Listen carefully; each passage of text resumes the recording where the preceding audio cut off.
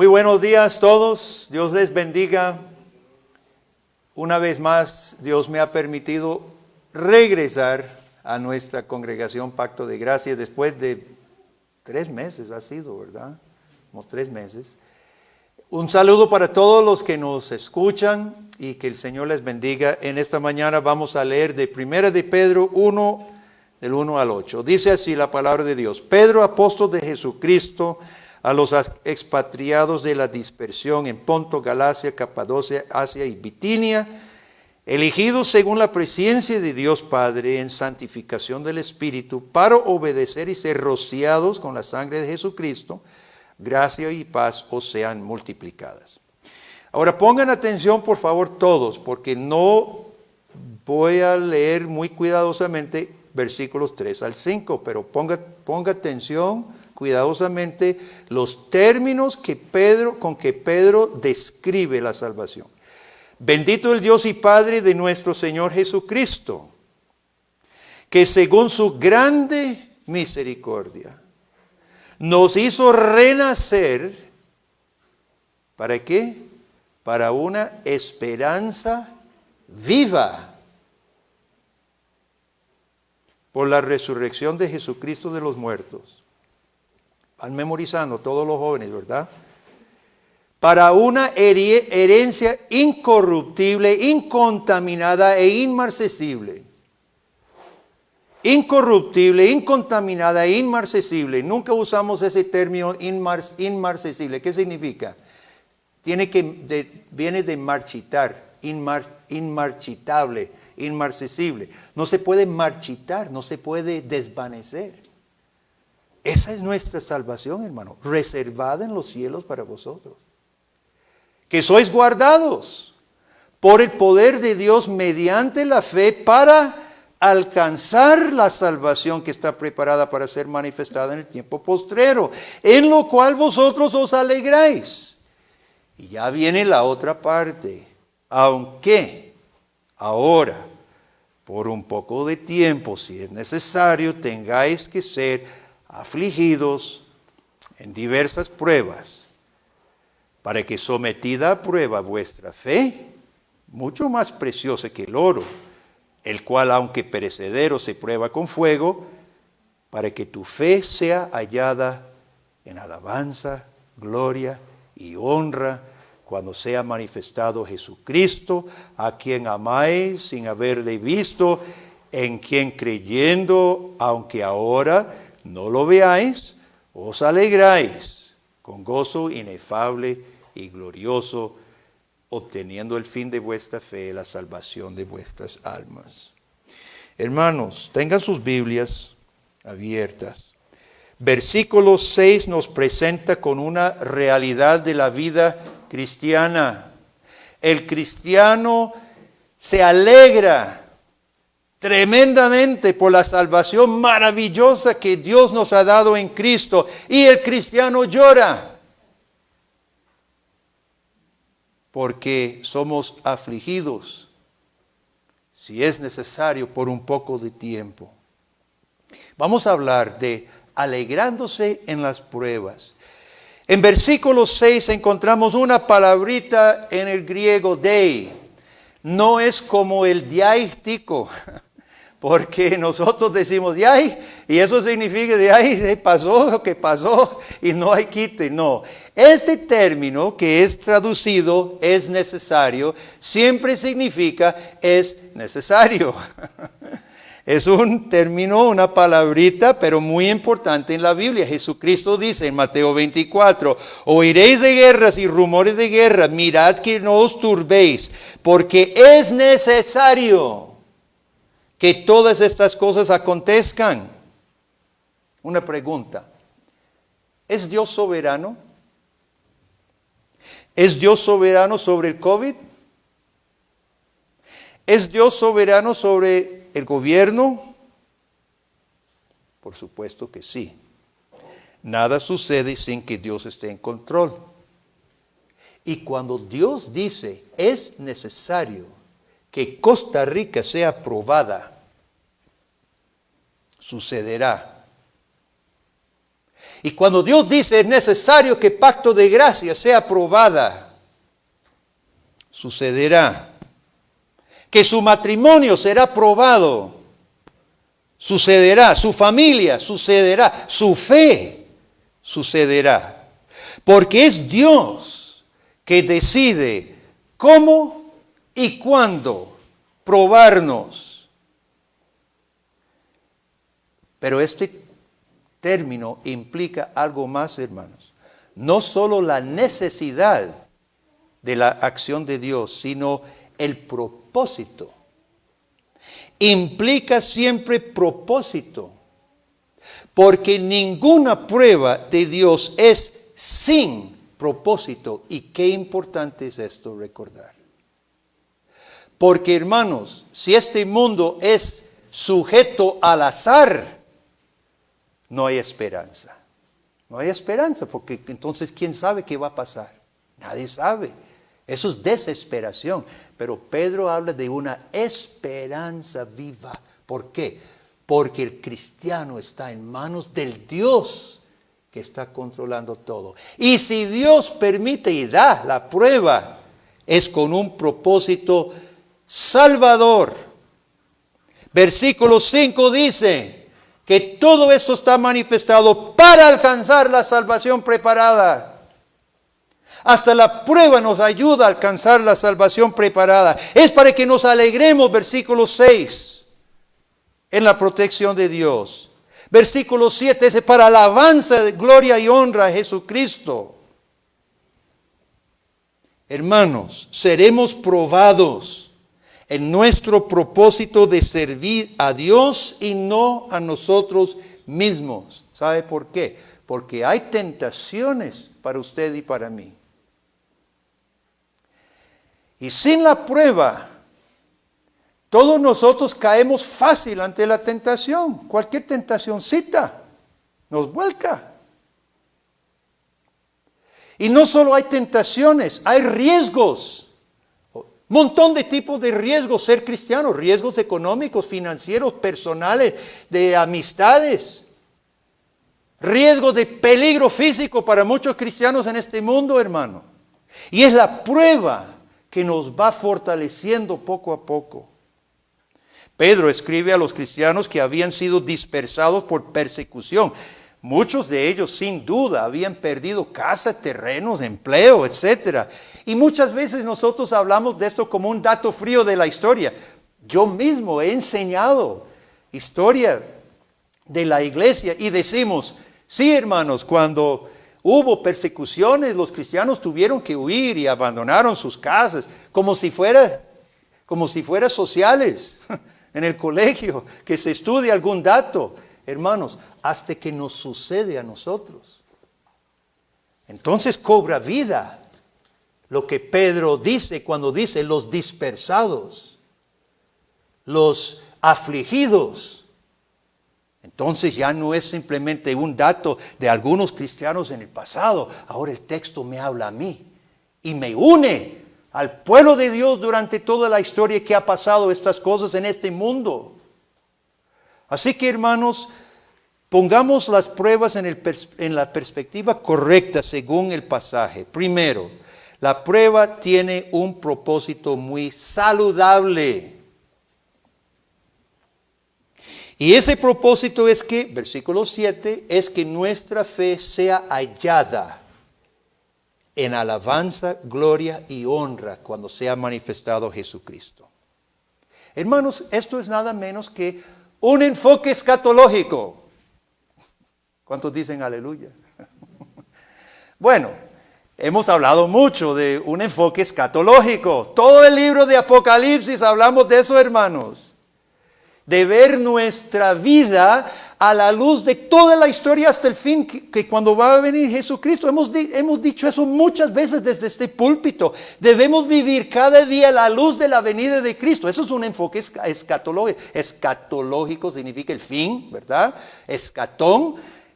Ese es un enfoque escatológico y es el problema. El mayor problema de todos los cristianos. ¿Por qué? Porque somos mundanos. Nos importa más esta vida ahora y aquí. No estamos pensando en cuándo Jesús vaya a venir. Aunque decimos que creemos en eso y aunque decimos que sí, aunque decimos todo, realmente, hermanos, nuestra tentación, nuestro problema es que somos mundanos. Y al no pensar, al no vivir nuestra vida para alabanza, gloria y honra cuando vuelva Jesucristo, cuando vivimos nuestra vida para el ahora y el aquí, ¿cuáles son los criterios con los cuales escogemos amigos? Piensen en sus amigos. ¿Cuáles son sus criterios de sus amigos? ¿Cuáles son sus criterios para la diversión? ¿Cuáles son sus criterios para gastar su dinero o acumular su dinero?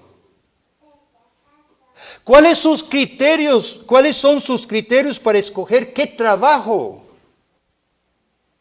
toma? ¿Cuáles son sus criterios con quién me caso? ¿Sabe qué? La prueba, creo que no sé si es lo único, pero posiblemente la prueba es lo único que nos obliga a colocar las cosas en su perspectiva correcta. Porque hasta que no estemos incómodos en esta vida, hasta que no estemos incómodos en este mundo, no vamos a pensar en el propósito de nuestro llamado.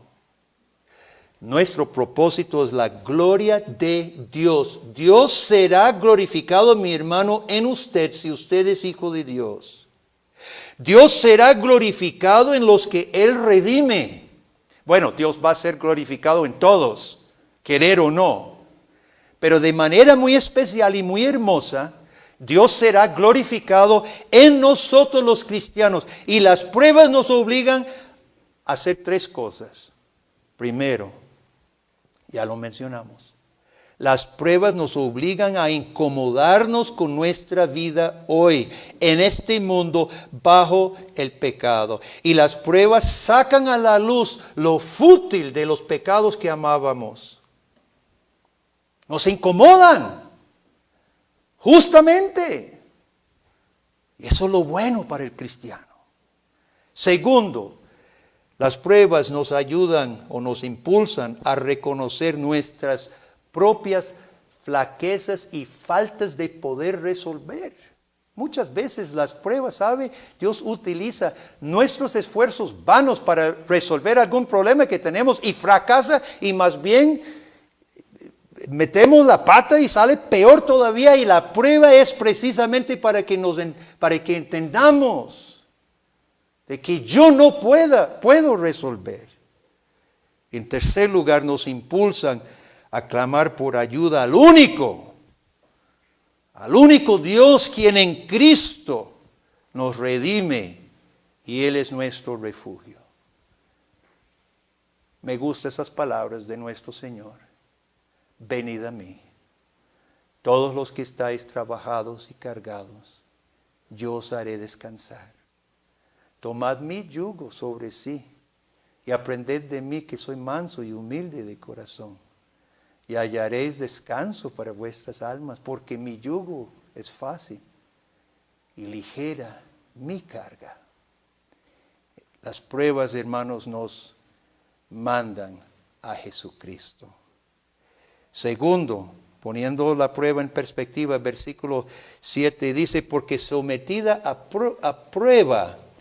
Este término probado, hermanos, significa la prueba de la genuinidad, prueba lo genuino, la autenticidad. Y Pedro utiliza el oro. Usted sabe cómo se prueba el oro. No se toma algo de oro y se rasca un poquito y se dice, sí, brilla, debe ser oro. Así no es. ¿Cómo se prueba el oro? Usted sabe bien. Se derrite. Porque solamente por la física que Dios colocó en este mundo, solamente el fuego que derrite la forma del oro, puede ser un nugget de oro, y hasta que sea un charco sin forma, donde las impurezas flotan, se sacan. Solo así el oro se prueba. Este término implica llegar al fondo de lo genuino, a ver si es cierto. ¿Qué prueba en el cristiano las pruebas de Dios, hermano? ¿Qué está probando Dios? Hablemos de la pandemia como una prueba general que todos estamos llevando. Para algunos es peor prueba que para otros. Yo he escrito en mi blog, y como nadie es profeta en su propia tierra, probablemente muchos de ustedes no han leído mi blog. He escrito en mi blog qué es lo que el COVID está probando para el país. Los gobiernos del mundo han sido probados, su eficiencia, su preparación, muchas cosas de los gobiernos. Nosotros no estamos bien. El COVID viene a probar el gobierno de Costa Rica y mire, el tiempo dirá cómo salimos de esto. El COVID viene a probar las sociedades. Yo no veo arrepentimiento. Veo más bien arrogancia. Veo prepotencia, veo más rebeldía. Y nunca Dios nos va a sacar de esto, hermanos, escogiendo un camino antagónico a su voluntad. Es doblar rodillas lo único que nos va a sacar de esto. Pero hablemos de los cristianos, hablemos de nosotros. Los que son casados en nuestra iglesia, ustedes tomaron votos de amarse en las buenas y las malas. Y en un tiempo pasado los novios fueron a su boda, estaban felices y se colocaron los anillos o la ceremonia que fuera. Y ustedes prometieron amarse en las buenas y las malas. Y usted quería decir eso, usted realmente intentaba decir eso. Pues viene el COVID. Y ahora Dios los manda a los dos a la casa. A verse todos los días, todo el día, a ver si es cierto. Yo leí una cifra triste, hermanos, que durante la pandemia se ha disparado las separaciones y los divorcios. Maridos, usted ha asumido bajo crisis, bajo circunstancias adversas para todo, usted ha asumido proveedor y protector como Dios creó a Adán a ser y le dio su orden, aún antes de estar Eva, de ser proveedor y protector. Usted ha dado liderazgo firme, liderazgo sensato en su casa. Esposas, ustedes han asumido, recordando lo que dijo Dios, cuando dijo, no está bien que el hombre esté solo, le ayudaré, ayuda idónea. Esposas, se han preocupado por ser ayuda, compañera, socio en el proyecto familiar, amiga, amante. El virus está probando nuestros matrimonios. Padres, cada padre de esta iglesia que tiene hijos pequeños, niños en la casa, ustedes cuando bautizaron a sus hijos, tomaron este voto, y cito literalmente del formulario que leemos. Usted prometió hacer todo lo posible para instruir a sus hijos en la palabra de Dios. Ahora Dios se los mandó a la casa. Posiblemente porque muchos padres estaban fallando. A ver si se componen, no los niños, a ver si los padres se componen. La iglesia es una ayuda grande para el cristiano, es necesaria, la iglesia es necesaria, pero ¿sabe una cosa, papá, mamá? La iglesia no es necesaria para que usted forme a sus hijos en la palabra de Dios. La iglesia no es necesaria. Han habido cristianos bajo circunstancias adversas que no tenían el apoyo de iglesias o buenas iglesias que sacaron hijos temerosos y siervos del Señor. El problema de hoy, el problema de Costa Rica hoy, son hijos mundanos en su actitud y su práctica. Y eso no es culpa de las iglesias. ¿Sabe por qué estamos teniendo la crisis social que estamos teniendo, hermanos? Porque a pesar de que haya muchos religiosos en Costa Rica, pocos son los padres instruyendo a sus hijos en la ley de Dios. La ley de Dios que habla de todo. Habla de gobierno, habla de justicia, habla de finanzas, habla de economía. Y habla del pecado. Y usted se ha dado cuenta, hermanos, ¿cuándo fue la última vez que usted escuchó la palabra pecado en las noticias o lo leyera en el periódico? No se encuentra.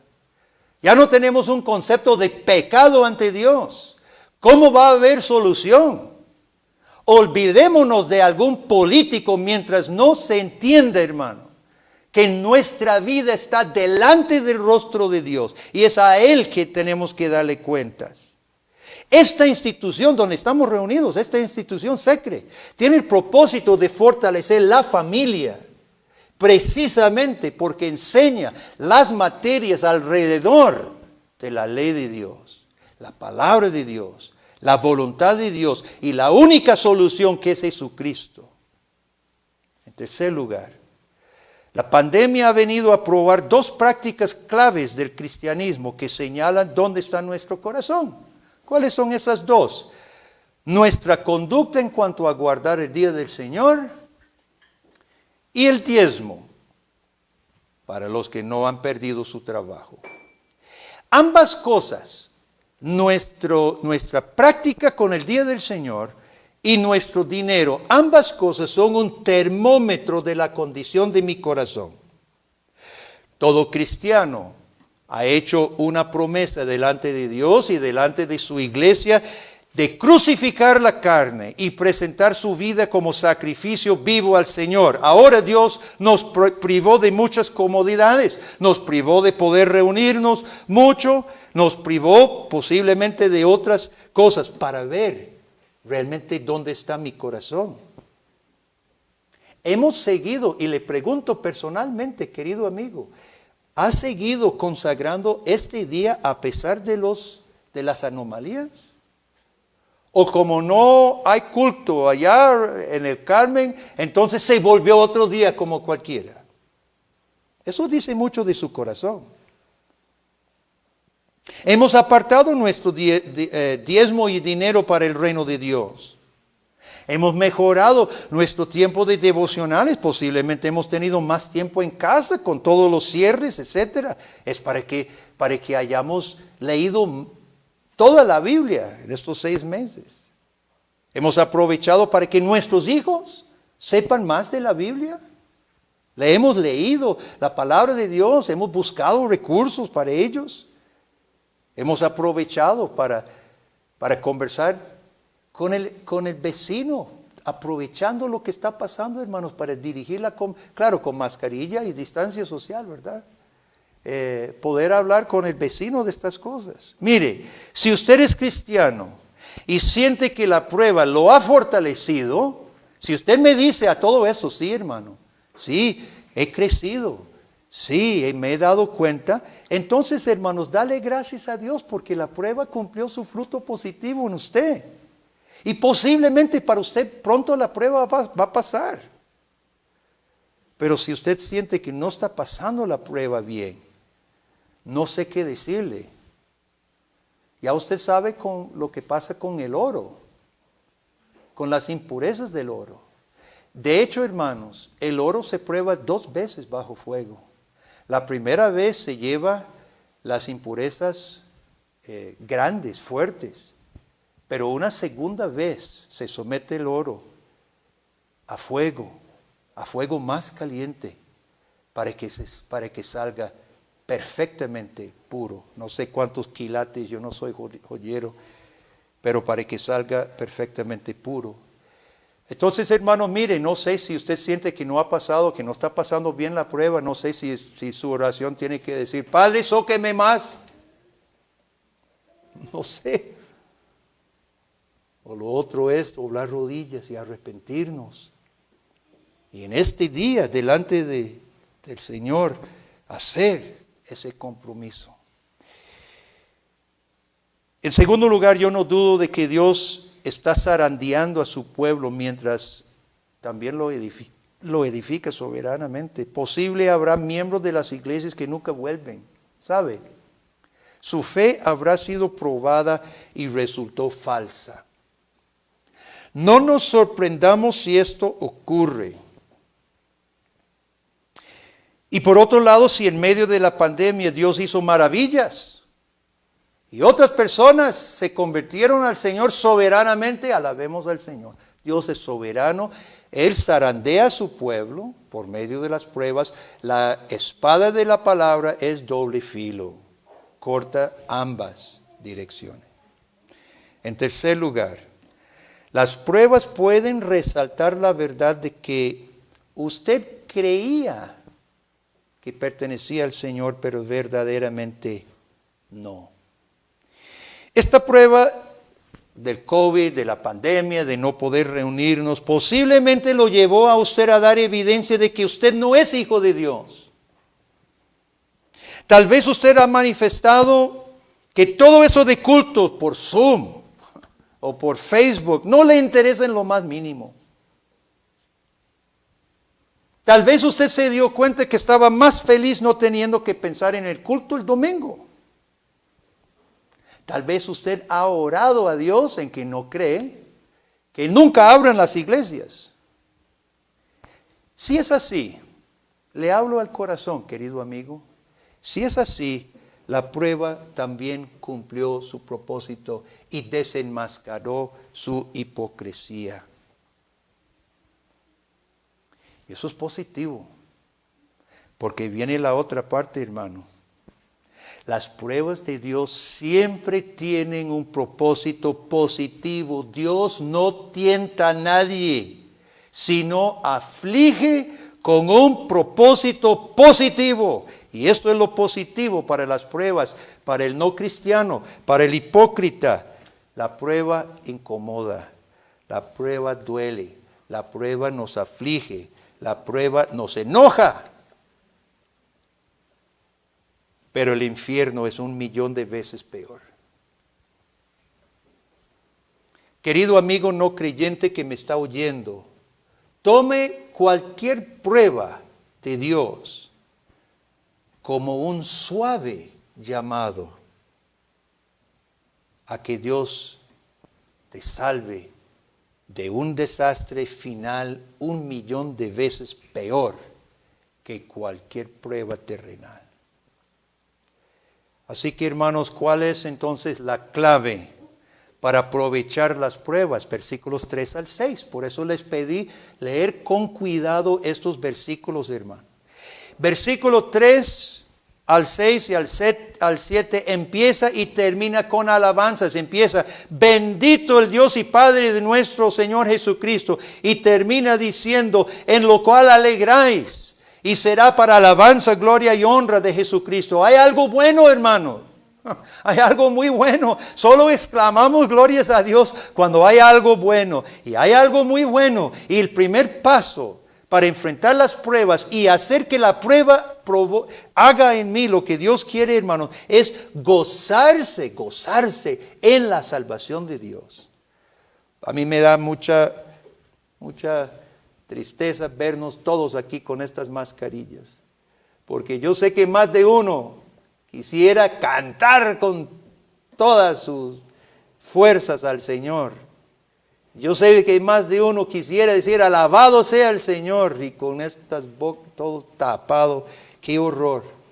Pero hermanos, interiormente, así tapadas las caras, podemos gozarnos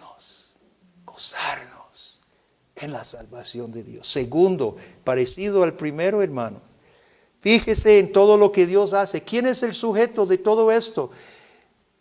Dios y Padre Jesucristo, Él nos hizo renacer a una esperanza viva por la resurrección, para una herencia incorruptible, incontaminada, inmarcesible, reservada, que sois guardados por el poder de Dios mediante la fe, para alcanzar la salvación. Hermanos, Dios es el sujeto.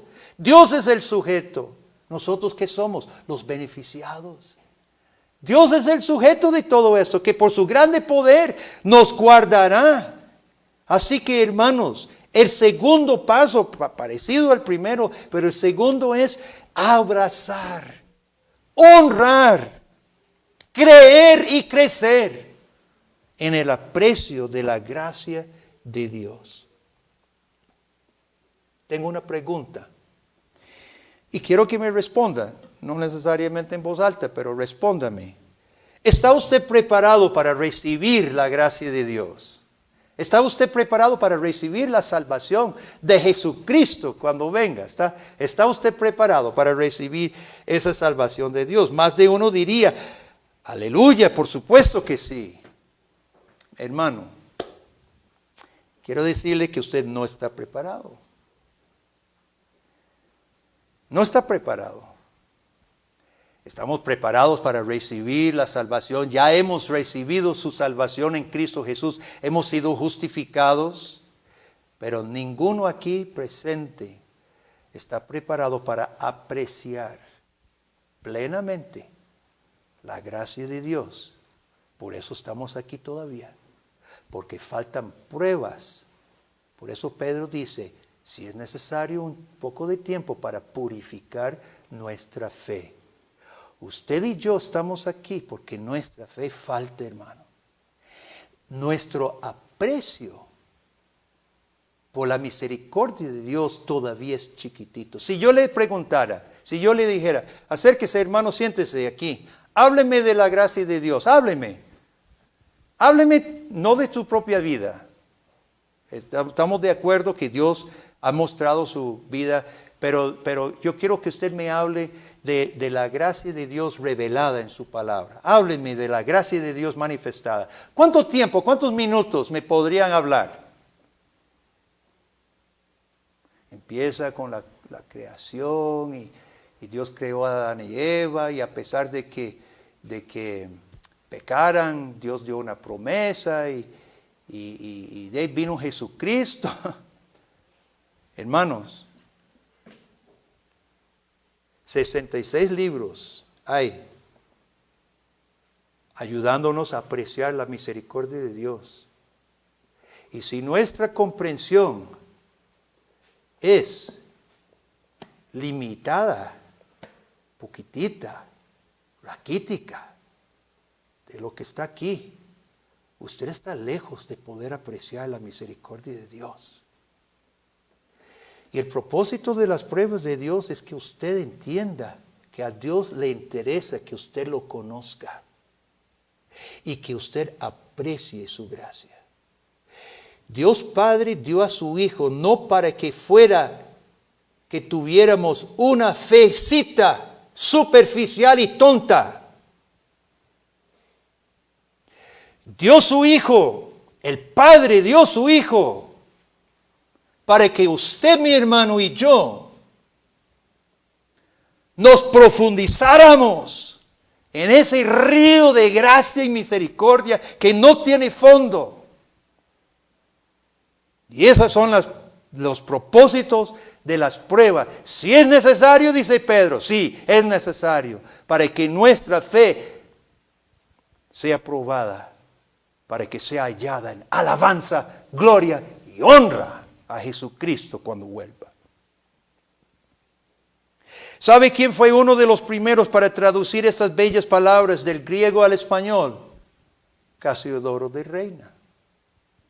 Nace en España en 1520, fue monje cerca de Sevilla. Su propio estudio, porque estaba traduciendo, estaba estudiando, era monje, estaba estudiando la Biblia, su propio estudio, junto con otros contactos, Julianillo Hernández, Julianillo el Jorobado, que repartía Nuevos Testamentos, junto con otros, lo llevó a abrazar la fe protestante de ese tiempo, los 1500, ¿verdad?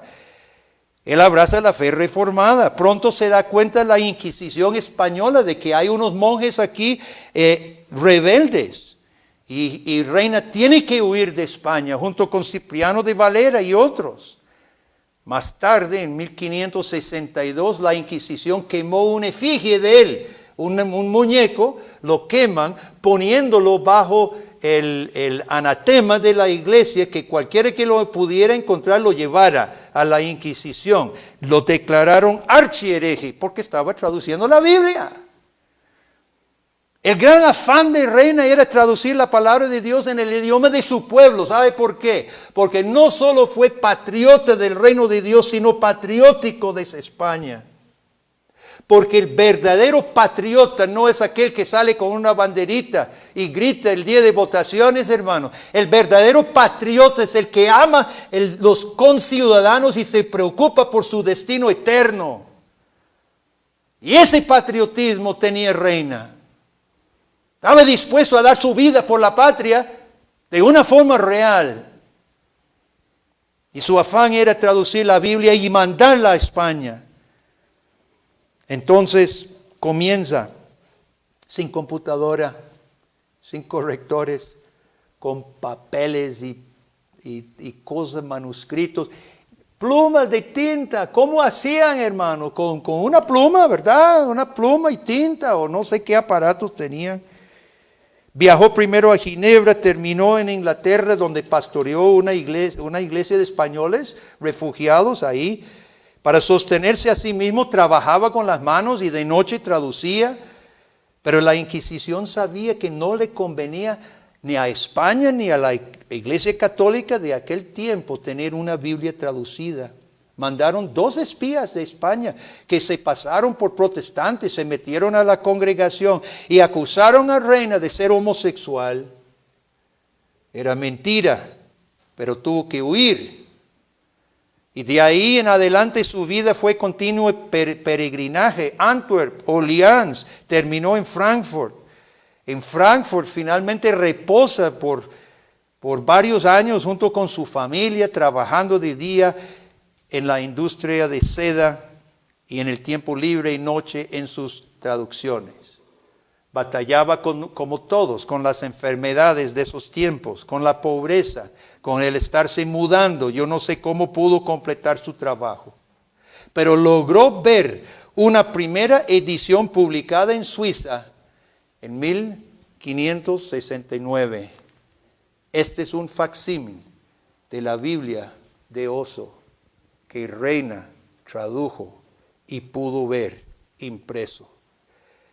Y al morir, encargó su amigo Cipriano de Valera con revisar el trabajo, porque él dice, solo yo hice esto y tiene que haber errores, por favor, revise todo. Cipriano de Valera dice que hubo muy pocos errores, fue excelente su trabajo.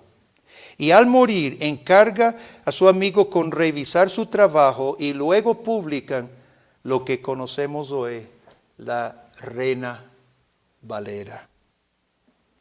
Aún le dejó un poquito de dinero para que hiciera ese trabajo y lo publicara.